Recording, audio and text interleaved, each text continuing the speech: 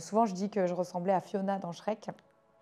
On a découvert dans des articles cet été qu'elle était soupçonnée d'avoir commandité l'agression de son ex-compagnon en tant que meilleure amie. Comment tu l'épaules?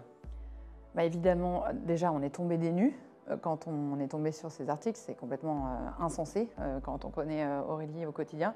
Et comment on l'épaule? Bah, évidemment, c'est en étant là pour elle.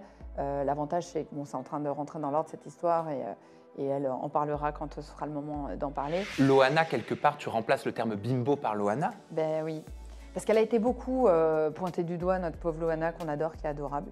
Parce qu'elle a représenté justement cette femme des débuts de la télé-réalité, qui était pour le coup femme-objet. Hein. Pour faire ce nouveau-né, il avait quand même fait des ponctions de mon cartilage de côte. J'avais vraiment souffert pour qu'il récupère du cartilage de côte dans mon nez. Et il me dit, en fait, c'est terrible, là, vous avez une grosse fistule avec des adhérences et ça peut nécroser, vous pouvez perdre votre nez, en fait.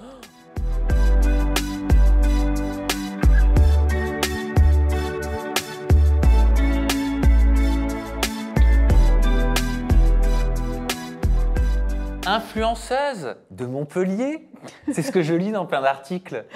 Et ouais, peut-être que c'est le cas. Je ne sais pas qui j'influence. En tout cas, j'essaye d'avoir une bonne influence sur les personnes que je rencontre et qui me rencontrent. En tout cas, aujourd'hui, on est en compagnie de l'influenceuse, la créatrice de contenu, la chanteuse, la formatrice, enfin, t'as 1000 vies, 1000 casquettes, c'est ce que tu dis d'ailleurs dans ton livre. Alice Cat Designer, et récemment, tu as publié aux éditions Solar ton premier livre intitulé Solide, qui est un ouvrage de développement personnel à l'image de ton contenu, Alice, sur les réseaux sociaux, qui est solaire et émancipateur. Alors, on va aborder ensemble plein de sujets. On va parler de ta carrière professionnelle, on va parler de tes 1000 vies et on va parler aussi de ta meilleure amie. Eh oui. Parce que peut-être que certains ne le savent pas, mais ta meilleure amie, c'est un visage que beaucoup connaissent au travers des interviews que j'ai pu faire, de la télévision aussi et de ses réseaux sociaux, c'est Aurélie Preston. Et ouais, c'est une grande star, mais c'est la star de mon cœur surtout. Ouais. Comment vous êtes connue avec Aurélie? Eh bien, on s'est connus dans le cadre de mon travail. Moi, j'ai travaillé pour la communication d'un institut de chirurgie esthétique et on l'avait contacté à l'époque pour une collaboration pour mettre en avant des laboratoires avec lesquels on travaillait. C'était encore toléré avant la loi du 9 juin et on a commencé comme ça en tant que collaboratrice et finalement on a fini amies. Voilà. Comment ça se fait que vous avez autant de liens, de points en commun toutes les deux? Je crois que c'est nos histoires respectives et notre grande sensibilité qui a fait que, évidemment, on s'est beaucoup attachés l'une à l'autre. Moi, je faisais partie des personnes qui l'avaient déjà vu à la télé-réalité, dans ses émissions. Et comme beaucoup, je pense, de Français, j'ai été énormément touchée par son histoire, par son vécu. Et les circonstances ont fait que je l'ai rencontré et qu'on a évolué ensemble, au départ en collaborant. Et finalement, en fait, on s'est liés d'amitié. J'ai tout suivi, moi, de sa vie en direct, de front. Donc, c'est quelqu'un que j'admire énormément. Et je crois que c'est la personne la plus résiliente que je connaisse. Comment tu vis, comment tu l'accompagnes face à l'épreuve, la nouvelle épreuve qu'elle traverse aujourd'hui? On a découvert dans des articles cet été qu'elle était soupçonnée d'avoir commandité l'agression de son ex-compagnon en tant que meilleure amie. Comment tu l'épaules? Bah, évidemment, déjà, on est tombé des nues. Quand on est tombé sur ces articles, c'est complètement insensé quand on connaît Aurélie au quotidien. Et comment on l'épaule? Bah, évidemment, c'est en étant là pour elle. L'avantage, c'est que bon, c'est en train de rentrer dans l'ordre cette histoire et elle en parlera quand ce sera le moment d'en parler. Mais on essaye tout simplement d'être là. D'ailleurs, c'est grâce à elle que je peux communiquer sur mon livre parce que c'est mon agent. C'est une excellente agent de presse et je la recommande vivement. Et c'est une personne qui prend tellement soin des autres avant elle-même. Elle est formidable. Franchement, c'est un bonheur de collaborer avec elle. Et évidemment, on est là pour elle, on la fait rire aussi. Hein. Ah, mais je savais pas que c'était ton agent, Aurélie Preston. C'est mon agent, ouais, c'est mon agent. Ok, mais c'est incroyable. C'est-à-dire qu'aujourd'hui, elle embrasse une carrière d'agent artistique. Absolument. En fait, elle est agence de presse particulièrement parce qu'elle est spécialisée dans la rédaction des communiqués de presse. Elle a de très bonnes relations avec la presse. C'est quelqu'un qui a toujours été réglo avec les médias, donc les médias l'apprécient. Voilà, donc c'est elle qui m'accompagne dans la mise en avant de ce petit livre, qu'elle aime beaucoup d'ailleurs. Ce n'est pas parce que je suis son amie, mais elle m'a dit qu'elle aimait beaucoup, donc c'est pour ça qu'elle se donne vraiment du mal pour le message. Solide, tu vas voir Alice Cat Designer qu'on va parler de cet ouvrage Solide avec un titre que j'aime beaucoup et qui en dit long certainement sur ton intention. Mais alors moi j'ai lu une de tes déclarations, il y a pas mal de déclarations un peu choc comme ça que tu fais sur tes réseaux sociaux et tu as dit « J'assume l'âme d'Arthur Rimbaud et le physique de Loana ». Ouais. Ben, en fait, souvent, ça m'a été reproché. Alors, ce qu'il faut comprendre, c'est que déjà, quand on comprend mon parcours, moi, je suis consultante digitale pour des grands groupes. Je forme les gens à se développer sur les réseaux sociaux. Et je suis d'ailleurs chroniqueuse digitale pour France Télé sur l'émission Vous êtes formidable avec Ariane Brodier. Donc, normalement, on me positionne en tant qu'experte dans mon secteur d'activité. Et souvent, tu t'attends à voir quelqu'un d'expert, un peu corporate, avec une attitude assez posée, etc. Et moi, je suis assez... bon, alors, je ne sais pas si je suis rigolote, parce que autant je me fais rire, moi, je ne fais pas rire tout le monde. Mais j'arrive voilà, avec ce physique un peu blonde, avec son chihuahua, j'ai toujours ma chienne avec moi. Ça peut porter à confusion, en tout cas au départ, de prime abord, dans la tête des gens. Et j'aime bien rappeler, tout en m'amusant de ma condition, que ce soit esthétique ou de mon attitude, que j'ai l'âme de Rimbaud, le physique de Bimbo et les blagues de Toto. Voilà, comme ça au moins je mets les choses au clair quand j'arrive. Ah, je l'avais pas celle-là, les blagues de Toto. Par contre, j'ai vu que dans un entretien que tu as accordé en 2022, tu affirmais avoir une image hyper sexualisée qui dérange les féministes. Alors oui, à l'époque, alors ça a été beaucoup sur la période où je faisais de la musique. D'ailleurs, c'est Aurélie aussi qui m'avait beaucoup accompagnée dans ce secteur-là. Toutes les deux, on a plein de points communs, c'est qu'on est un peu multipotentiel et tout. Et on avait utilisé à l'époque, dans cette période musique, les codes de la pop urbaine. Donc forcément, on utilisait un peu le rose, le glamour, des tenues assez féminines et un peu sexualisées pour certains clips où on était autour de piscine et tout. Donc on reprenait les codes de la pop urbaine pour passer des messages pour la lutte contre les violences conjugales, l'émancipation des femmes et tout ça. Donc je jouais avec ces codes-là et c'est vrai que c'est des choses qu'on aurait pu me reprocher parce que moi j'aime bien dire que je suis féminine et en même temps féministe. Pour moi, le féminisme peut tout à fait aussi évoluer avec la féminité. Il y a plein de personnes qui sont contre cette façon de voir les choses. Moi, tout ce que je pense, c'est que toutes les femmes doivent pouvoir incarner la femme qu'elles veulent être. Peu importe si elles ont envie d'être couvertes, découvertes, elles ont le droit de pouvoir sortir dehors en liberté et se sentir à l'aise. Peu importe voilà, la condition, le style et tout ça. Si tu dis que tu as l'âme de Rimbaud avec le physique de Loana, est-ce que je dois entendre que Loana, quelque part, tu remplaces le terme bimbo par Loana? Ben oui, parce qu'elle a été beaucoup pointée du doigt, notre pauvre Loana qu'on adore, qui est adorable. Parce qu'elle a représenté justement cette femme des débuts de la télé-réalité, qui était pour le coup femme-objet. Hein. Je pense que, bon, j'étais pas dans les coulisses de la production à l'époque, mais je pense qu'on l'a même poussée à devenir cette blonde plantureuse, un peu survoltée, sexy. Et donc je prends ce symbole parce que c'est le symbole de toute une génération de femmes aussi qui se cherchaient. Et en même temps, est-ce qu'on doit pointer du doigt notre Loana hyper sexualisée comme étant à l'origine peut-être d'un mouvement de femmes qui aurait pu prendre exemple sur elle, ou est-ce qu'au contraire, elle est aussi le symptôme peut-être d'une société malade? Enfin, tu vois, je trouve qu'elle est tellement fragile et touchante, cette femme, mais en même temps si forte de par les combats qu'elle a menés, ben, que j'aime bien, tu vois, utiliser ce terme, parce que notre Loana, c'est quand même... c'est une icône quelque part, tu vois. Enfin, on l'aime, je pense que tu la connais bien, toi. Ouais, je la connais bien. C'est un bien. amour, quoi. Voilà. Elle est adorable. Ouais, voilà. Le physique, c'est quelque chose qui est important pour toi? C'est quelque chose que tu cultives? L'aspect coquet, l'aspect bien sous tout rapport, où tout semble étudié, tout en cohérence? Alors, ça n'a pas toujours été le cas. Ce qu'il faut comprendre dans mon histoire, c'est que il y a quelques années, bon, il y a beaucoup d'années, puisque j'avais 17 ans, j'ai rencontré un homme qui m'a beaucoup enfermée dans une relation assez douloureuse pour moi. Et dans cette relation, je n'avais même pas le droit de m'habiller comme je voulais, de me vêtir, de me maquiller comme je voulais. Et pour moi, dans mon histoire, entre guillemets, devenir coquette et avoir le droit finalement de me mettre en avant, c'était une forme de revanche en fait dans la vie, parce que ça a été tellement compliqué d'avoir le droit de faire ce type de choses qui paraissent complètement anodines. Se maquiller est anodin. Pour moi, c'était justement mon combat féministe à mon émancipation et ma liberté. Donc aujourd'hui, si je le cultive, je pense que c'est en même temps une sorte de, je sais pas comment je peux dire, une armure, tu vois. C'est un peu mon cheval de Troie aussi pour dire ok, regardez, c'est mon petit personnage Alice Cat Designer que je cultive, mais j'ai d'autres messages plus profonds à passer. Et puis, je pense que j'ai été très très complexée dans mon enfance. J'ai assez mal vécu mes premières années avec un handicap invisible où je devais faire de la rééducation des yeux. J'avais un strabisme divergent, alors très léger, mais mine de rien, ça crée une différence. C'est-à-dire, tu es née avec ce handicap? Oui, je suis née avec ce handicap. Je te le raconterai un peu plus en détail, mais ce qui faisait que je devais faire pendant 15 ans de la rééducation des yeux les mercredis et les vendredis, parce que j'avais l'œil qui partait dès que j'étais un peu fatiguée.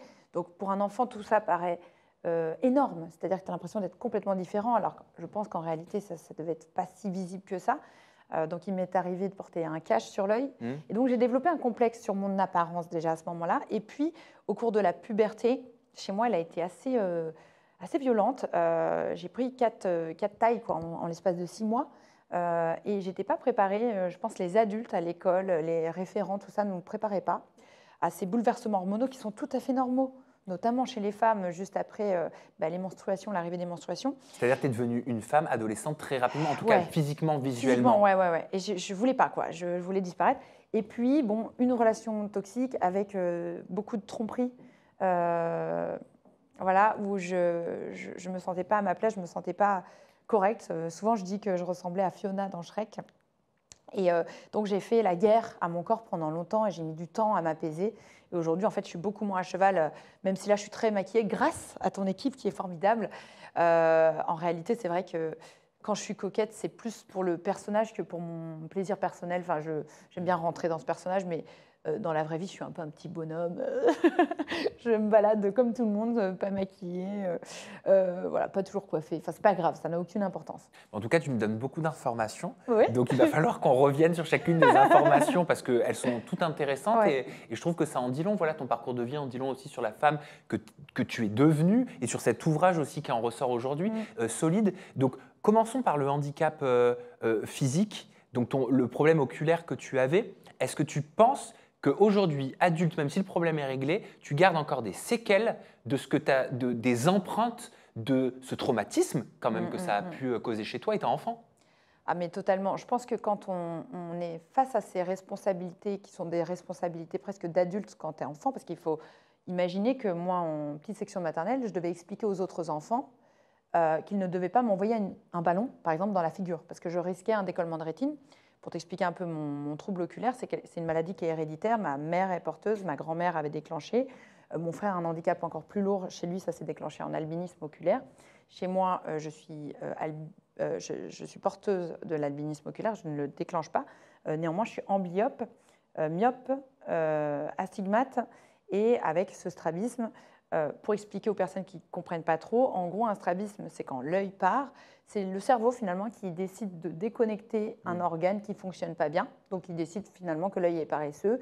Et pour ne pas s'en encombrer, il va, je schématise, mais en gros, il va faire partir l'œil.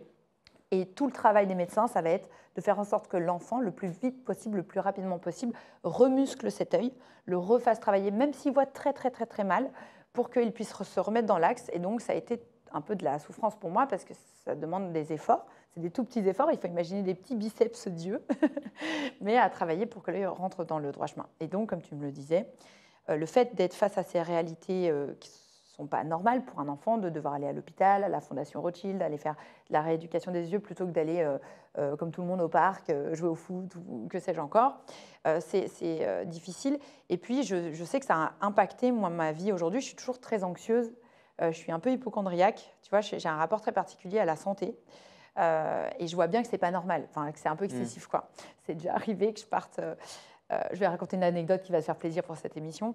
Ça m'est déjà arrivé que je parte à l'hôpital en pensant que j'avais une crise d'appendicite, donc en panique, j'arrive aux urgences, je pousse tout le monde et le monsieur me dit mais madame en fait je pense qu'il faudrait juste aller aux toilettes, voilà, vous êtes constipée. Voilà. Mais c'est normal, c'est quand on a connu des traumatismes enfants qu'on ne devrait pas vivre, quand on traverse surtout la maladie aussi jeune, ça laisse des séquelles quoi qu'il arrive et je pense que ça développe ce côté un petit peu hypocondriaque. Je l'ai aussi et j'ai été très malade enfant, moi épileptique tu vois. Voilà, à une échelle assez importante. Et résultat, pareil, les médecins, les neurologues, les machins. Quand tu découvres tout ça étant enfant, peut-être que vous avez des cas, et j'espère le moins possible, dans vos familles, mais vous connaissez cette situation. Et la maladie, elle est difficile pour soi, mais elle est difficile aussi pour l'entourage. Par contre, qu'est-ce que ça veut dire amblyop? Alors, en gros, amblyop, ça veut dire que tu ne vois pas du tout la même chose des deux yeux. Je schématise. Donc, ce qui faisait que pourquoi mon œil partait aussi, c'est que difficile de faire la focale, faire le focus entre les deux yeux. On a deux images, en fait, il faut imaginer quand on voit. Et quand on a des yeux qui sont très différents l'un de l'autre, donc astigmate, ça va être, si je schématise, quand vous allez regarder par exemple un tableau, le tableau derrière Sam, il va sembler flouté dans ses contours. La myopie, ça va faire que vous ne voyez pas bien de loin. L'hypermétropie, je crois, c'est quand on voit trop De près, bien de loin, mais mal de près. Enfin, voilà. Donc quand on est complètement myope, on ne voit pas du tout la même chose des deux yeux, donc c'est très handicapant. Parce que dans mon cas, en plus, je ne voyais pas la même taille des choses. C'est que comme j'étais très, très surcorrigée à gauche, il faut imaginer, par exemple, un verre de lunettes qui est comme un cul de bouteille, comme on dit, hein, très épais. Bah oui, on va voir très net l'élément, sauf qu'il va être légèrement réduit, en fait, parce qu'il est surcorrigé, quoi. Mais il paraît qu'avec des piqûres de Botox au niveau des yeux, ça peut remettre l'œil dans l'axe si on le fait jeune. Alors, bah écoute, je n'ai pas essayé parce que j'ai tellement l'œil fragile. Donc, pourquoi mon œil est myope? Il est très ovale. Je schématise encore, il faut imaginer un ballon de foot qui se transforme en ballon de rugby. Et donc, ma rétine, chez moi, elle est mal attachée sur les côtés. Ce qui fait que je suis obligée de faire des points de laser régulièrement, sinon je peux faire des décollements de rétine. Et là, si décollement de rétine, je peux perdre tout simplement la vue. Ce qui est arrivé à ma grand-mère, parce qu'à l'époque, on n'avait pas la chance d'avoir les technologies d'aujourd'hui. Aujourd'hui, moi, je peux très régulièrement faire des fonds d'œil, on vérifie si la rétine est toujours bien attachée. Il y a 2 mois encore, j'ai fait des petits points de laser. Donc j'ai beaucoup de chance par rapport à mes ancêtres qui, eux, finissaient complètement aveugles. Mais je ne suis pas à l'abri de faire un décollement de rétine. Ma mère en a déjà eu 8. Ah oui, voilà. Quand même. Ensuite, tu me parlais, j'aimerais revenir dessus un peu plus en profondeur, de cet état. Si ça avait été une chanson de Britney Spears, ça aurait été I'm not a girl, not yet a woman. C'est quand on quitte l'adolescence pour aller vers l'âge adulte. Ouais. Et toi, ça s'est matérialisé par un changement physique, corporel, où tu dis, hein, je crois, je ne sais pas si c'est dans ton livre solide que tu le dis, mais tu es passé de la taille 12 ans à la taille 44. Ouais. C'est ça, très rapidement. Je l'appelle vraiment la tempête adolescente. Alors, en fait, l'idée, c'est de parler de cette problématique sans en faire du pathos ou de rentrer dans quelque chose de drama. C'est quelque chose qui arrive à tout le monde. Mais je trouve qu'on n'était pas... Enfin, nous, la génération 90, là, où on sortait en fait de la période un peu Kate Moss skinny. Et je crois qu'à l'époque, même, c'était les jeans ultra slim qui étaient à la mode, etc. Taille basse. Taille basse, en plus, ça ne mettait pas vraiment en valeur des femmes qui prenaient des formes, quoi, de femmes, tout simplement. Et je provenais en plus d'une famille où la minceur, c'est être acceptable. Et moi, j'avais tout simplement un corps de femme. C'était ni plus ni moins que ça, quoi. J'avais le corps de Beyoncé, entre guillemets, mais naturel, tu vois. Aujourd'hui, on me dirait, mais quelle chance. Mais moi, je pensais que j'étais complètement hors norme. Et c'est là où j'ai voulu traiter de cette problématique. Parce qu'on dit toujours aux femmes, inconsciemment ou consciemment, même par des messages complètement contradictoires, quand tu vas à la caisse des magasins, tu vois, recettes de rouler au chocolat et être mince pour l'été pour être dans le summer body, tu vois. Et on nous bombarde de messages contradictoires. Et moi, j'avais l'impression de devenir vraiment l'ombre de moi-même, le monstre, alors que c'était complètement normal ce qui était en train de m'arriver, que ce soit pilosité, peau grasse, acné, poids, etc. Et aujourd'hui, je veux vraiment dédramatiser ce qui s'est passé chez nous à travers ce livre, parce que on est devenus finalement nos pires ennemis, alors que c'était les moments dans notre vie où on avait les plus grands bouleversements émotionnels, et c'était dans ces moments-là qu'on aurait dû devenir nos meilleurs amis. Et on ne nous a pas appris ça au collège ni au lycée. Et je veux rappeler aux femmes qui aujourd'hui, bon après, avec le recul à la trentaine, quarantaine, on commence à reprendre confiance en soi, que ces petits traumas-là, ils n'ont pas été guéris totalement, et on continue à avoir ces phrases horrible en fait. Dans le miroir, tu sais, aujourd'hui tu es fatigué, aujourd'hui tu es moche. On a toujours un rapport un peu négatif envers nous-mêmes. Et c'est dommage parce qu'on oublie tout ce qu'on a réussi à traverser à travers ces périodes. Et moi, en tout cas, cette période où je me sentais mal dans ma peau, j'ai accepté l'inacceptable, en l'occurrence de rentrer dans une relation qui n'était pas convenable. Et pourquoi? Parce que je me disais, de toute façon, c'est tout ce que je mérite. Et donc, de ces petits complexes d'ado, je vais rentrer dans quelque chose qui s'apparente à l'enfer.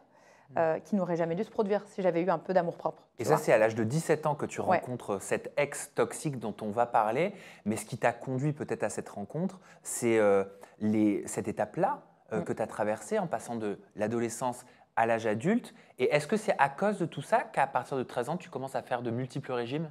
Ouais. Ah bah, totalement. J'ai commencé les régimes beaucoup trop tôt, bien trop tôt. Je passais ma matinée devant les télé, shopping, des trucs comme ça, là. Et j'essayais tous les régimes, les boules minceurs, des trucs comme ça. Et le problème, c'est quand tu commences les régimes très tôt. C'est pour ça que s'il y a des mamans d'adolescentes qui nous regardent, on dérègle complètement le chemin hormonal, hein, tout le fonctionnement hormonal, parce qu'on n'est pas fini, en fait. On est en train de se construire. Et le problème des régimes, c'est que ça commence à envoyer des indications contradictoires au cerveau, comme notamment le fait de voir Mayday, Mayday se mettre en famine pour après se mettre en situation de contre-régime, si tu veux. Et c'est là où vont arriver les premières crises d'hyperphagie, de gloutonnerie, si Donc je peux dire. l'hyperphagie, c'est le fait de manger à outrance. Voilà, mais qui est en fait un instinct de survie du corps. C'est-à-dire quand on l'a mis radicalement en sous-régime et qu'on ne lui a pas apporté ce dont il avait besoin en termes d'oligo-éléments, minéraux, nutriments, quels qu'ils soient, le cerveau se met en mode alarme et se dit « Ok, elle me prive de l'énergie nécessaire. Et ben, la prochaine fois que je passe devant du sucre, du gras ou que sais-je, il va falloir que je me jette dessus. » Et donc, ça peut être très dangereux parce qu'on active un premier fusible. Alors, ce n'est pas encore du trouble du comportement alimentaire, mais moi, je l'appelle le fusible. C'est que notre cerveau, à un moment donné, si plus tard, il y aura une crise émotionnelle, une relation toxique, une critique d'un patron ou d'une personne, et qu'on active plusieurs fusibles, on peut tomber dans les TCA. Et les TCA, c'est beaucoup plus compliqué de s'en remettre que juste un régime, une petite crise de boulimie comme ça passagère. Moi, j'ai mis 7 ans à m'en remettre. Donc, c'est pour ça que vraiment, faites attention si vous êtes en surpoids ou que votre enfant est en surpoids et qu'il n'est pas encore à la fin de son évolution, de sa croissance. Je ne parle pas que de la croissance en termes de taille. On continue d'évoluer, son visage, son cartilage, sa peau continue d'évoluer vers 20, 22, 23, 26 ans, parfois chez les garçons. Donc, les régimes trop tôt, attention, danger. Tu es tombée dans les TCA? Ah, mais totalement. Moi, c'est pire que ça. Je suis tombée dans l'anorexie boulimie, notamment outrancière avec vomissement, parfois sport à outrance au point de m'abîmer les cartilages et en essayant comment dire, de limiter. Enfin, tu vois, je partais dans des crises de boulimie, puis d'un coup, pendant 4 jours, je ne mange plus et je prends des laxatifs, etc. Je suis partie dans une maladie tellement extrême que je pensais ne jamais m'en sortir, pour te dire. Et c'est la maladie de la honte, je le rappelle, personne n'en parle. C'est très peu mentionné comme ça à cœur ouvert dans les médias. C'est pour ça que j'ai décidé de prendre mon courage à deux mains, parce qu'à l'époque, quand j'avais le nez dedans, je m'étais dit, mais j'aimerais avoir quelqu'un en qui m'identifier, qui peut me dire qu'on peut s'en sortir, parce que tu te sens tellement seul. En fait, tu es en surface de toi, tu es spectateur de ce qui t'arrive, tu te vois faire, tu te vois soit ne plus manger pendant 4 jours ou alors manger des quantités complètement exorbitantes. Mais quand je te dis exorbitantes, c'est des 3-4 kilos de nourriture la journée, tu vois, c'est complètement hors norme. Et tu te dis, c'est tellement la honte, parce que c'est la maladie de la honte, il y a des gens qui meurent de faim dans le monde, il y a des personnes qui n'ont pas les moyens de s'acheter à manger, il y a des personnes qui peut-être ne peuvent même pas digérer certaines choses, tu vois, qui aimeraient juste ne pas avoir la maladie de Crohn ou du côlon irritable de manière générale. Que toi, tu dis, je vais en parler à personne parce que c'est la honte, en fait, et tu t'enfermes dans cet engrenage terrible. Alors que ça touche, en fait, quand tu commences à te renseigner, ça touche une femme sur 4, une femme sur 5, les troubles du comportement alimentaire. Donc, c'est quand même un quart de notre société féminine et un homme sur 7 à 8. C'est énorme, en fait. Et donc, c'est la maladie silencieuse qu'on ne retrouve pas dans les médias, dans les JT. Voilà, on cache. C'est la honte de la société, tu vois. Ce qui t'a conduit, j'essaie de suivre l'historique, ce qui t'a conduit à ta relation toxique. Et ce qui est assez fort, c'est que tu décris cette relation, tu dis ce que les gens ne savent pas, c'est que l'emprise est une drogue. En fait, c'est la relation toxique qui a créé les TCA. Mais tu n'as pas tort, la relation d'emprise, c'est exactement comme quand tu tombes dans une addiction, dans une drogue, tu ne la vois pas venir au début. Tu as l'impression que c'est la période de lune de miel, que tout est beau, tout est magnifique. Donc moi, cette personne, elle me rencontre quand je suis au plus bas de mes complexes, quand j'ai commencé à faire mes régimes, que j'ai l'impression qu'aucun garçon ne veut de moi. Et là, je me dis, waouh, je suis mise sur un piédestal. Cette personne me dit, attention, va pas là sans moi. Porte pas ton sac, je vais te le porter. Une femme, ça doit pas être tout seul. Et au début, tu te dis, waouh, je suis un diamant, je suis valorisée. Moi qui avais l'impression d'être un déchet, c'est magique. J'ai l'impression d'être une parure presque de moi-même. Et en fait, c'est très perfide parce que ça va s'installer lentement comme ça. L'homme va nous valoriser, nous mettre dans la lumière, nous dire qu'on est une petite chose fragile. Et donc, on se dit, waouh, je suis une princesse. Et en fait, pas du tout. C'est le processus de l'emprise qui commence. Et puis, tu vas, au fur et à mesure, voir le visage inverse de la personne arrivée.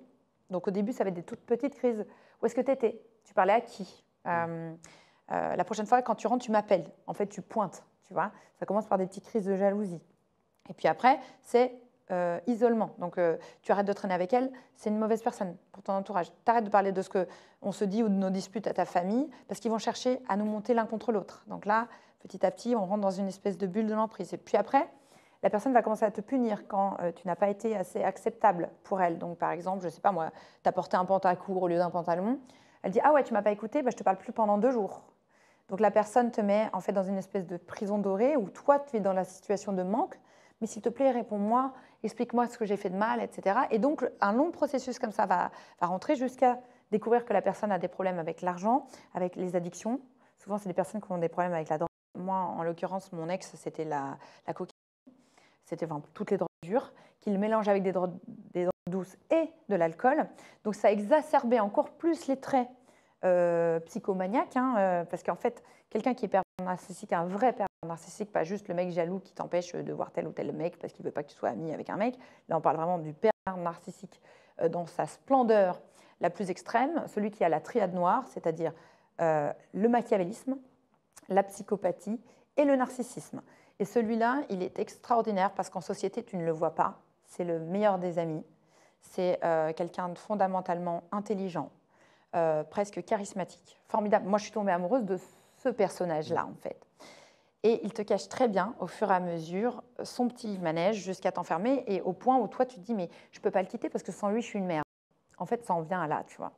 Et ces gens-là sont très forts. Je suis sûre qu'il y aura plein d'hommes et de femmes qui me... Parce que les hommes aussi peuvent tomber sur des pervers narcissiques femmes, il ne faut pas les oublier. Ils se reconnaîtront très bien dans ce que je suis en train de décrire parce que c'est toujours un peu les mêmes process. Ils vont prendre quelqu'un qui a énormément de potentiel, de créativité, de lumière. C'est ça qui est jubilatoire pour ces gens-là, c'est qu'ils vont chercher à descendre au fur et à mesure cette personne jusqu'à l'écraser en termes d'estime d'elle-même. Et elle va en arriver à un point où elle va se dire « je ne peux même pas sortir de la relation toxique ». Alors soit parce qu'elle aura peur d'avoir des menaces de violence, mais parfois il ne passe pas par la violence conjugale et le fait de frapper. C'est de la violence par les mots et c'est tellement subtil, c'est des toutes petites actions quotidiennes et qui se répètent et qui vont peu à peu nous faire sombrer dans un manque de confiance en nous qui ne nous permettra même plus de faire nos propres choix et d'avoir nos propres convictions, tu vois, nos propres... voilà. C'est vraiment un vrai sujet que maintenant j'adore, que j'ai beaucoup analysé. Je me suis analysée. Heureusement aussi, ma mère est psy, donc ça m'a aidée. Et je me suis demandé, mais pourquoi moi? Et en fait, si vous avez l'impression d'être dans la honte et de vous dire, mais tout le monde m'avait prévenu, on me l'avait dit, il ne fallait pas que j'y aille, et j'y suis quand même allée, et pourquoi moi? Sachez que ça arrive vraiment au meilleur d'entre nous, et que voilà, c'est pas une honte, vous pouvez en parler. Vous n'êtes pas seul, on est un très grand nombre de personnes à être tombées sur des relations toxiques, et vous n'êtes pas seul si vous avez des symptômes derrière, comme moi, j'ai eu les TCA qui se sont créés par des situations de séquestration où ils m'enfermaient en fait. Ma seule meilleure amie, c'était la nourriture à ces moments-là. C'était un peu mon réconfort, la nourriture, la mer, la bouche. Voilà, je ne vais pas faire ma psychanalyse, mais tu as compris. Et ben, si vous avez la honte derrière d'être devenu peut-être quelqu'un vous-même d'un peu toxique, quelqu'un d'un peu réactif, quelqu'un de solitaire, quelqu'un d'introverti, quelqu'un d'anxieux, quelqu'un qui a des troubles du comportement alimentaire ou encore qui a des addictions avec la cigarette, etc. Mais c'est juste normal. Ce sont des symptômes de ce qui vous est arrivé avant. Comment tu t'es sortie de cette situation et après combien d'années? Ça a été long, très très long. Bon, déjà, il fallait que je prenne conscience de ma valeur. Donc, il faut savoir que je suis restée environ 6 ans dans cette relation, de mes 17 à mes 23 ans. Et à 23 ans, il va y avoir un premier déclic. Déjà parce que j'ai mûri. J'ai mûri à 23 ans. Je pense que j'ai plus le même état d'esprit qu'à 17 ans. Il y a eu le travail qui m'a aidée. J'ai évolué dans le travail. Et puis, je vais voir mes parents en vacances qui avaient loué un petit gîte dans le sud de la France. Et c'est tout bête, mais ce 15 août-là, il va y avoir une fête de village où je vais voir des hommes et des femmes jouer, sauter dans les piscines, faire tu sais, les fêtes de village, ils vont d'une maison à l'autre, ils se font payer un petit coup et tout. Et je vais voir des hommes et des femmes qui sont heureux ensemble, qui sont amis. Déjà, je n'avais plus vu ça depuis 6 ans, des hommes et des femmes qui peuvent être amis. Moi, il m'avait tellement mis dans le cerveau qu'un homme et une femme, ça ne peut pas être amis. C'est sûr qu'il y a forcément de l'ambiguïté. J'étais choquée de voir ça, tu vois. Et puis en plus, j'ai vu des hommes très sympathiques qui n'étaient pas tous dans une femme, ça doit être comme ci, comme ça. Là, les filles, elles pouvaient se balader, aller dans les piscines. J'ai réalisé en fait que j'étais dans une bulle depuis longtemps, comme Réponse réalise que sa mère en fait est une perverse qui l'enferme dans le film Réponse, tu vois. Ben, c'est exactement pareil. Je réalisais que j'étais dans une espèce de bulle qui était complètement isolée de la société. Et je vais revenir. 2 mois encore, puis je vais avoir le courage de le quitter, sauf que je vais le quitter un après-midi, je crois que c'était un jeudi. Je vais prendre mon après-midi chez mes patrons et je vais louer un camion avec un monsieur qui va prendre le camion. Je vais prendre mes cartons, mon chien à l'époque, et je ne saurais pas où je vais habiter. Il faut savoir que j'habite à l'étranger dans cette relation. Donc, je ne suis pas ici en France, je n'ai pas ma famille, je n'ai pas mes parents, j'ai rien. Donc, je suis à l'étranger, à Casablanca, au Maroc, dans un camion Honda avec un charmant monsieur qui s'appelle Mohamed qui me dit « Mais madame, on va où en fait ?» Et je lui dis « Je ne sais pas. » Et là, je vais avoir une super copine qui va m'accueillir chez elle pendant 3 mois. Emeline, je ne t'oublierai jamais, tu es aussi dans mon livre. Et là, je me dis « Mais c'est incroyable, il fallait juste faire ça en fait pour sortir de l'emprise, il fallait prendre la décision de partir. » Et bien sûr, ne pas dire où est-ce qu'on va parce qu'il a essayé de me retrouver. Et après, au bout de 2 mois, j'ai le courage de rentrer en France. Et ça va s'arrêter là. Mais moi, je repars comme... je suis soufflée de ce qui vient de se passer. Tu vois, je suis un peu waouh, en fait, comment je vais faire? Et le problème, c'est que je tire avec moi mes troubles du comportement alimentaire. Je n'ai pas de contact en France. En plus, je vis un peu la discrimination parce que sur mon CV, il y a écrit Maroc. Et là, je vis ce que vivent les personnes qui recherchent un emploi et qui connaissent la discrimination. Donc, ça va être doublement plus dur, mais je me sens tellement libre. Je me dis, waouh, en fait, c'est incroyable ce dont je suis capable de faire quand il n'est pas là dans ma vie. Et tout va commencer par là. Je vais commencer à travailler sur moi. Je vais essayer de faire un BTS diététique pour comprendre ce qui s'est passé dans mon corps. Bon, en fait, je me rends compte que je ne veux pas du tout être diététicienne, nutritionniste, mais je comprends la machine formidable qu'est mon corps, les mécanismes en lien avec... ne serait-ce que la digestion, les gens ne s'en rendent pas compte, mais bon, il y a des gradients de concentration, il se passe des choses incroyables dans le corps, c'est une machine formidable. Donc je vais commencer à me réapproprier mon corps et à le trouver magnifique. Je vais aller voir des psychothérapeutes, je vais aller voir des nutritionnistes, je vais aller voir même des hypnothérapeutes. Et ça va être une rencontre sur YouTube. Donc comme quoi, c'est important de regarder des vidéos sur YouTube. Une fille qui s'appelait Audrey, qui était malade comme moi, et qui parlait au grand jour de sa maladie, de ses symptômes. Et c'est la première fois que je me sentais comprise. Et à partir de ce jour, je m'étais dit, le jour où je serai guérie, j'écrirai un livre pour aider toutes les personnes qui peuvent passer par une addiction, entre autres, suite à notamment un trauma. Ça peut être relation toxique, ça peut être autre chose, un deuil, etc. Et j'en ferai mon combat. Et voilà, ça y est, c'est là. Donc 7 ans pour m'en sortir. Tu l'as matérialisé. Je l'ai matérialisé. Ça, c'est l'acte, le point final de ma guérison. Juste, pourquoi, Alice, tu as vécu la discrimination? Parce que tu peux imaginer que quand tu arrives dans le Sud, tu dis moi, je suis d'origine de Paris et mon expérience professionnelle, elle est au Maroc. Et tu as des personnes un peu chauvines dans le sud de la France qui vont te dire « Oh non, mais moi, ce genre de parcours, ça ne m'intéresse pas. » Et alors, ils ne m'ont pas explicitement dit le pourquoi du comment, mais j'ai même été confrontée à des entretiens où on me disait « Ah, Casablanca, c'est genre dans le bled, ce truc ?» Oui, et alors, c'est une très grande métropole, c'est une des plus grandes métropoles d'Afrique. Moi, il faut savoir que j'avais travaillé à l'époque dans des grosses agences de publicité. Je travaillais pour des marques comme Jaguar, Maserati, tu vois, c'était des marques internationales. Enfin, l'expérience était la même et pourtant, dans la tête des gens, c'est le bled, tu vois. Et les gens font beaucoup l'amalgame. Moi-même, qui ai vécu une relation toxique avec un Marocain, je ne fais jamais l'amalgame entre le fait que ça s'est passé au Maroc, ça n'a rien à voir, le Maroc n'a rien à voir avec ça. J'ai tous mes meilleurs amis qui sont au Maroc et je suis tombée spécifiquement sur un psychopathe. Mais je veux dire, j'aurais pu en rencontrer un en France, en Suède, enfin peu importe, ça n'a pas de rapport. Là, je suis vraiment tombée sur quelqu'un. En plus, il ne savait pas très bien ni lire ni écrire l'arabe, il a fait une école de français. Donc, tu vois, ça n'a rien à voir. Tous mes potes qui m'ont beaucoup aidée suite à cette relation toxique au Maroc. D'ailleurs, je fais un petit coucou à Amine Sahli, s'il m'entend. C'était des formidables potes à moi, musulmans pratiquants. Ils m'ont beaucoup aidée à m'en sortir. Et des hommes vraiment féministes, pour le coup, et qui étaient vraiment contre le fait qu'une femme doive subir ça. Voilà, c'était mon petit message d'égalité et fraternité. On parlait rapport au physique tout à l'heure. J'aimerais évoquer l'aspect de la chirurgie esthétique. Je crois que tu as vécu une expérience qui n'était pas évidente. Non, mais c'est vrai, pour le coup... Les malheurs de Sophie, non, mais ça arrive à beaucoup d'autres personnes. On croit souvent que quand on vit ce type d'injustice médicale, d'erreur médicale, on est les seuls. En plus, on n'ose pas forcément le dire parce que c'est esthétique, donc c'est un caprice vu dans la tête dans la tête de beaucoup de gens. Tu peux nous raconter ce qui t'est arrivé ? Bon, vous allez croire que c'est trop parce qu'il y a trop d'histoires, mais en effet, moi, je suis abonnée à tout, c'est trop. Donc, en fait, pour vous faire un petit peu un remake, donc quand je commence cette période où je suis hyper complexée avec mes régimes adolescentes, À l'époque, on habitait, donc moi j'ai grandi dans le 92, on habitait à côté de Clamart, un hôpital qui s'appelle l'hôpital Persique, un hôpital militaire qui fait de la reconstruction. Et en fait, à l'époque, je ne sais plus comment, dans un repas de famille, on avait parlé à un ami de mes parents qui était justement spécialisé dans la reconstruction. Donc lui, il reconstruit même des militaires qui ont malheureusement vécu des changements, des problématiques liées à des obus, tu vois, des explosions d'obus. Donc un grand monsieur, vraiment formidable, qui m'avait dit « Ah oui, c'est vrai que ton nez, il est étrange. Je pense que tu as des cartilages poreux au niveau du nez. » J'avais en fait des petites boulottes au niveau des ailettes du nez. Il m'a dit « Ça, c'est très facile à corriger en rhinoplastie. Je peux te le prendre en charge. Même ce sera pris en charge pour la Sécu parce qu'en fait, dans ton cas, ça abîme aussi le flux d'air, en fait. Enfin, j'avais un mauvais flux d'air. Donc, il va me prendre en charge à 16 ans. Je vais faire une première rhinoplastie qui va très bien se passer. Le problème, c'est qu'à 16 ans, le visage n'est pas terminé. C'est pour ça que je disais attention à vos complexes. Tant que vous n'avez pas atteint les 25-26 ans, parce que votre corps, il n'est pas fini, il est en constante évolution. Donc, je vais me faire opérer à l'hôpital Percy, l'hôpital militaire. Et puis, ça va mal vieillir. Et à 25 ans, à peu près dans la période où je vais rencontrer Aurélie chez ce fameux chirurgien, il y a un des chirurgiens dans l'institut qui me dit « Écoute Alice, c'est vrai que ton nez, là, ça va pas, c'est cata. Enfin, en plus, tu travailles pour moi. Si tu veux, je peux t'opérer gratuitement. Juste, tu paieras les honoraires de la clinique et tout. » Et je trouve ça très généreux de sa part. Et il va m'opérer. Et en fait, quand je vais ressortir, ça va être pire qu'avant. Enfin, pire que tout, quoi. Pire que mon deuxième nez.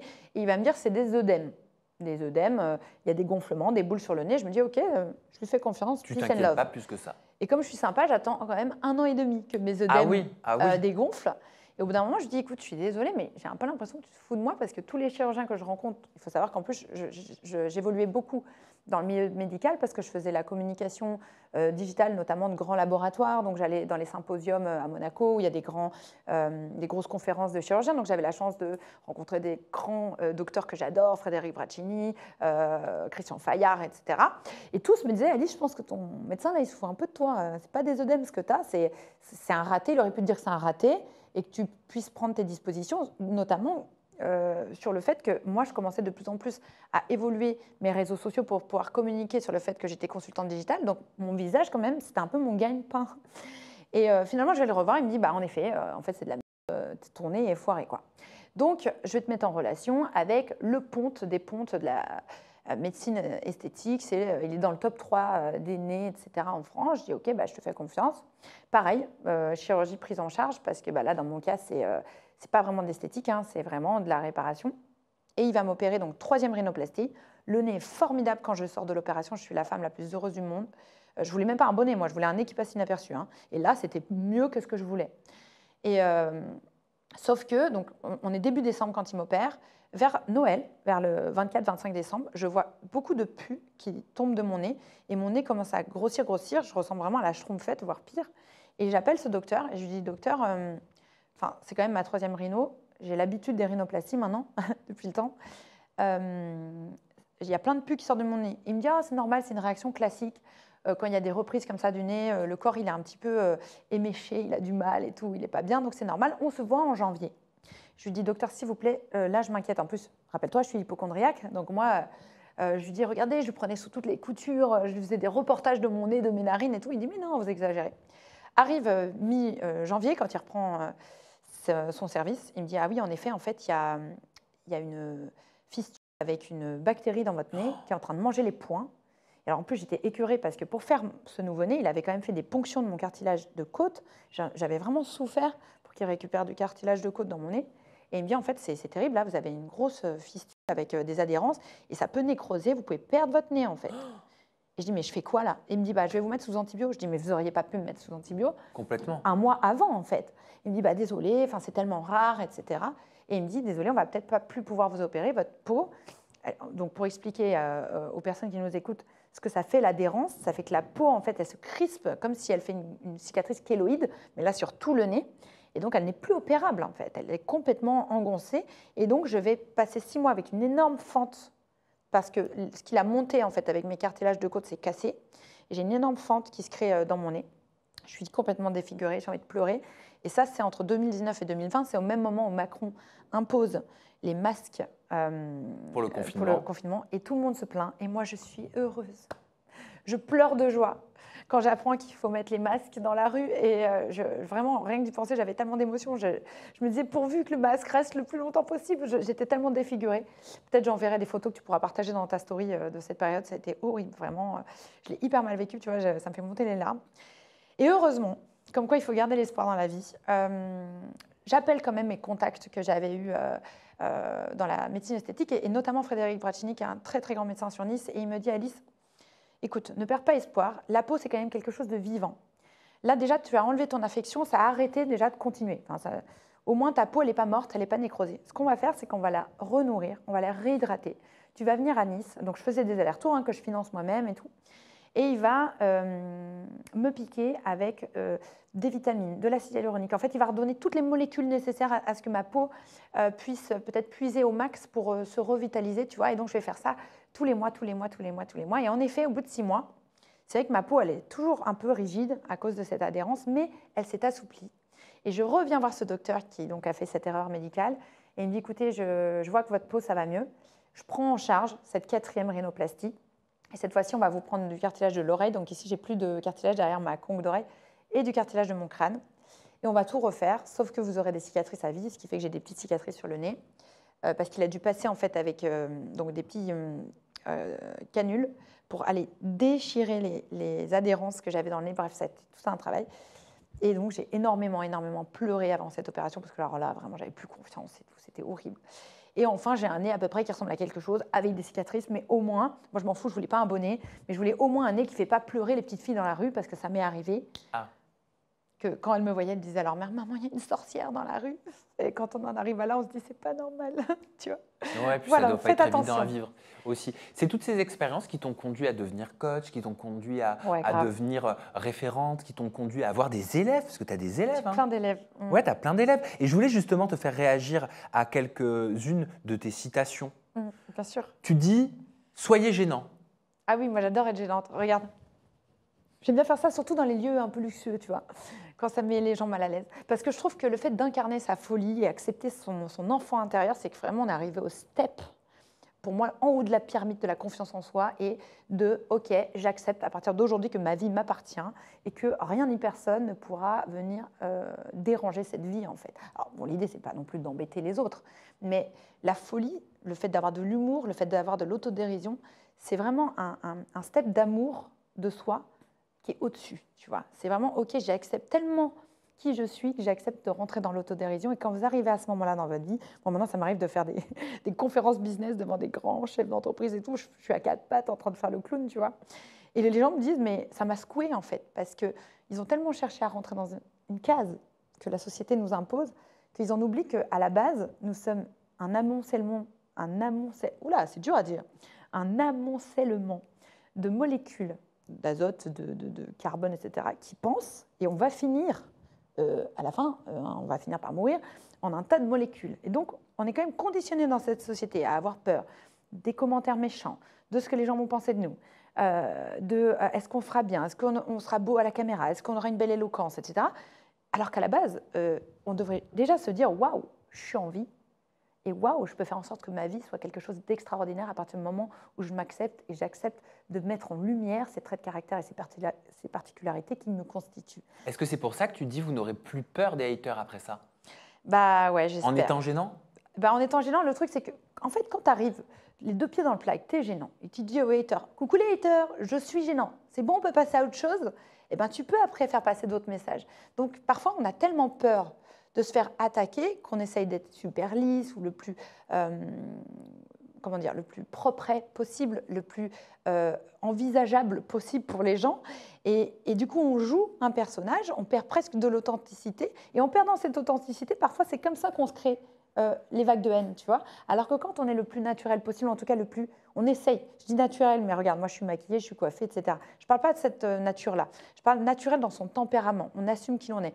Moi, j'ai une histoire avec le rapport à la Barbie, parce que mes parents m'offraient une Barbie quand je faisais de la rééducation des yeux, et j'ai toujours aimé un peu incarner cette Barbie parce que ça me donne ce côté Wonder Woman. À l'intérieur, je me sens forte. Mais votre naturel à vous, vous l'incarnez comme vous le voulez, et je trouve que c'est important que vous en soyez fiers, en fait. C'est le fait que vous êtes unique qui vous rend puissant ensemble. J'adore faire en sorte que les gens soient uniques ensemble.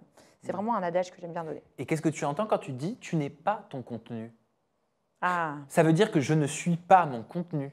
ben, bien sûr. En fait, alors aussi. Je ne suis pas les vidéos de Samzira, je ne suis pas en toute intimité, je ne suis pas Aja, Ah oui. je ne suis rien de tout ça. Alors, tu peux être, il y a une partie bien sûr de Sam qui est dans son contenu, mais on ne peut pas juger 100% de Sam que sur son contenu. On ne te connaît pas dans l'intimité, on ne sait pas ce que tu fais comme bonnes actions dans l'intimité. Peut-être que tu as plein d'actions qu'on ne connaît pas. On ne sait pas ton rapport à tes parents, à tes amis. Tu es une personne à part entière, tu n'es pas juste un contenu. Et je trouve que c'est tellement dégradant et limite de prendre la personne juste parce qu'on voit ce qu'on a à voir sur les réseaux alors qu'on ne connaît pas et qu'on ne gratte pas. Et c'est ce qui est beaucoup arrivé dans le cas d'Aurélie aussi, tu vois. C'est pour ça qu'elle m'avait touchée à l'époque quand je l'avais connue, qu'elle avait fait de la télé-réalité. Les gens la conditionnaient comme tel personnage. Et moi, quand j'ai rencontré cette personne, j'ai rencontré une personne tellement riche à l'intérieur, tellement créative, tellement formidable. C'est ça que je veux dire, c'est que ne vous limitez pas à ce que les gens pensent de vous ou ne vous limitez pas à ce que vous voyez des gens sur les réseaux sociaux. C'est très important. Est-ce qu'il faut répondre aux attaques sur les réseaux sociaux ? Je ne sais même pas si ça vaut la peine. Tout dépend. Alors moi, ça m'est arrivé plein de fois de discuter avec mes haters et d'en faire des super amis. Dans 80% des cas, quand vraiment quelqu'un est en colère et qu'il est hater, il y a de fortes chances que vous ayez titillé quelque chose, en tout cas que ça ait projeté quelque chose sur lui. Donc si vous avez la patience, moi j'adore avoir la patience et de discuter avec mes haters, rentrer en communication avec eux, souvent c'est des personnes qui parfois sont juste tristes ou cherchent de l'attention. Moi c'est arrivé, je vais te prendre un exemple, je ne sais plus ce que j'avais dit, j'avais dû dire une connerie, un jour j'étais sur Combini et j'ai un mec qui dit non, je ne suis pas d'accord avec toi, etc., etc. Bon, je viens le voir, j'ai dit écoute, moi je suis ouverte au débat, viens on discute, enfin on est des adultes, il dit oh, tu m'as parlé. Je dis bah oui, viens on discute. Et en fait, il avait besoin d'attention. Alors c'est pas toujours comme ça, parfois c'est de la méchanceté mal placée. Et si vraiment vous voyez qu'il n'y a rien à faire, que la personne est dans la violence, bloquez. Donc, franchement, ne perdez pas votre temps avec ces énergies négatives qui vont attaquer vos vibrations, ça va vous mettre mal pour la journée, voire pour la semaine. Vous valez mieux que ça. Mais souvent, sachez que les haters, ce sont plutôt des personnes malheureuses qui sont en quête de reconnaissance, qui ont besoin qu'on entende aussi leur point de vue. Tous les points de vue sont entendables. Ce qu'il faut, c'est les respecter. Nous sommes des adultes dans un pays de la liberté d'expression. On peut entendre tous les points de vue. Tu vois, on n'est pas obligé de s'énerver. Bonjour les haters. Bonjour les haters. Autre déclaration forte, et j'aimerais qu'on termine là-dessus parce que je la trouve vraiment très puissante. Instagram est devenu la base de ma vie et l'extension de mon âme. C'est toi qui as dit ça. Ouais, j'adore. En fait, Instagram, ce qu'il faut savoir, c'est que donc, à l'époque, quand je me cherche, que je suis en train d'essayer de me guérir de l'anorexie boulimie, je cherche des clients, j'ai du mal à en trouver. Et je vais avoir un premier client qui va me proposer de gérer ses comptes sur les réseaux sociaux. Et à l'époque, on est en 2015, Instagram a environ 5 ans, je ne savais même pas que c'était un métier. Et je vais me reformer à Instagram, et Instagram va finalement m'apprendre, me faire découvrir plein d'autres notions qui sont bien plus puissantes qu'Instagram, la plateforme en elle-même. Je vais apprendre le personal branding, la e-réputation, je t'expliquerai ce que c'est juste après. Et en fait, ça va apporter tellement de richesse dans ma vie. Donc, je me forme à Instagram. Je comprends que, par exemple, quand je crée un compte professionnel, les gens s'en foutent, mais quand je parle de ma vie, un compte personnel, les gens s'intéressent. Et donc, je comprends le pouvoir de l'identification, le fait qu'on s'identifie à moi. Je comprends le personal branding, le fait que c'est moi le produit de mes entreprises ou de mes services. Je suis le pivot. C'est quelque chose que, par exemple, Frédéric Mazzella, le patron de Blablacar, met beaucoup en avant. Il y a lui et il y pivote toutes ses marques, dont Blablacar. Et puis, je comprends la e-réputation, le fait que, par exemple, la preuve sociale, qu'est-ce qu'on dit de nous? Qu'est-ce qui se dit de nous dans la presse? Qu'est-ce que les gens vont véhiculer sur nous? Donc, c'est important aussi d'avoir cette image qui est, en tout cas, alors vous n'êtes pas obligé d'avoir une belle ou bonne image, vous pouvez être aussi dans le clivage et être un petit peu rentre-dedans, mais ce qu'il faut, c'est que ce soit fidèle à vous-même, parce que c'est quelque chose qui va vous suivre dans le temps. Donc ça, je vais comprendre ça, et grâce au réseau, je vais faire des super rencontres et d'autres créateurs de contenu et d'autres entrepreneurs. Et puis, je vais commencer à avoir des très gros contrats. Ces contrats vont m'amener aussi d'autres contrats. Donc, d'abord, je vais travailler en tant que consultante pour des privés, des entreprises privées. Puis, je vais être contactée par des télés comme France Télé pour devenir chroniqueuse. Et en fait, Instagram, pareil, ça va être le pivot de toutes ces expériences professionnelles, personnelles et même mes amis. Et je dois beaucoup à Instagram parce que si on en a une utilisation intelligente, ça peut être formidable, ça peut décupler les opportunités, les belles actions. Plein de fois, grâce à Instagram, j'ai pu faire des actions pour la SPA, pour le mois sans tabac. Enfin, voilà, je peux donner du sens, ce qu'on appelle un peu le why, à ma vie. Et c'est pour ça que j'aime bien dire qu'Instagram est l'extension de mon âme. Mais bien sûr, Taya passe avant Instagram. Bien évidemment, il faudrait qu'elle rencontre Yvette. Et oui, Taya et Yvette, il faut leur faire une petite chaîne YouTube. Elles auraient tellement de choses à se Elles dire. se ressemblent en plus, je te jure. Je l'ai câlinée comme si c'était la mienne tout à l'heure. c'est Alice, mignon. merci pour cette interview Avec hyper plaisir. inspirante. Ton livre solide, Transformez vos épreuves en cadeaux, on le retrouve aux éditions Solar de partout. Il est disponible de partout. Et si le discours d'Alice Cat Designer vous a inspiré aujourd'hui, creusez tout ça en achetant son livre, en découvrant ses écrits, en découvrant ses expériences, en découvrant ses conseils. Vous pouvez retrouver Alice également sur ses réseaux sociaux. Son compte Instagram, c'est Alice Cat Designer. Son compte X, c'est Alice Cat Designer. Et son compte TikTok, c'est Alice Cat Designer aussi. Ouais, c'est pas compliqué. Voilà. Alice, merci pour tout. Avec plaisir, mon Sam. Merci à toi. Nous, on se retrouve très prochainement avec une nouvelle personnalité, toujours des confidences en toute intimité. D'ici là, prenez bien soin de vous et des gens que vous aimez. À bientôt. Bye bye.